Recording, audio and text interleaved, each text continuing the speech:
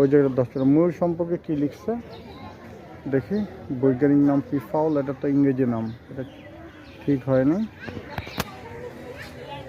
সবুজ ময়ূর Myanmar Java থেকে বিস্তৃত। একটি ময়ূর দৈর্ঘ্য 100 থেকে 130 সেন্টিমিটার এবং ডানা 45 সেন্টিমিটার থেকে। পুরুষ ময়ূরের চেহারা ও আকার মহিলা ময়ূর থেকে সম্পূর্ণ আলাদা। ময়ূর সাধারণত ছোটো ছোটো দলে বিচরণ করে, ডানা ঝাপটে এটা দ্রুত উঠতে পারে। এখানে এটা উড়ে বসার কোনো জায়গা দেখতেছি না।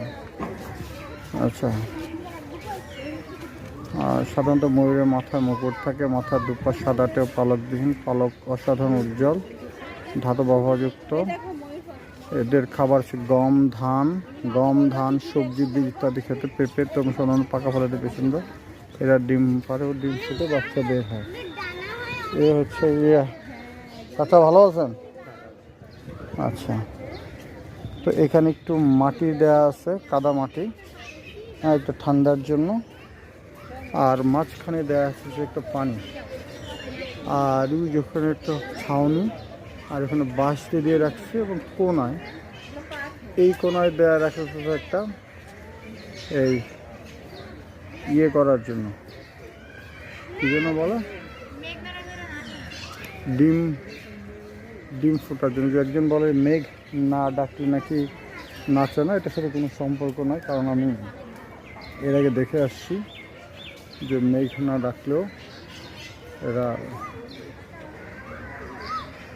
এই ইয়ে করে, কি যেন বলে,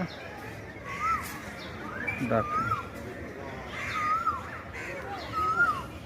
তো এই হচ্ছে যে ময়ূরের বিষয়াদি। এখানে একটা বাঁশের ইয়ে দিয়ে রাখছে। তো আমার মনে হয় 30 ফিট বা 20 ফিট জায়গা হলে এটা মোর দ্যান এনাফ।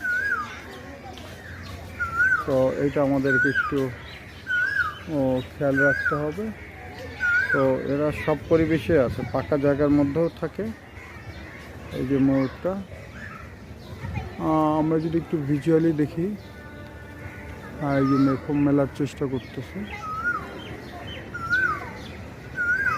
তো এরা ছোটোখাটো একটা বাছুরের জন্য যতটুকু জায়গা,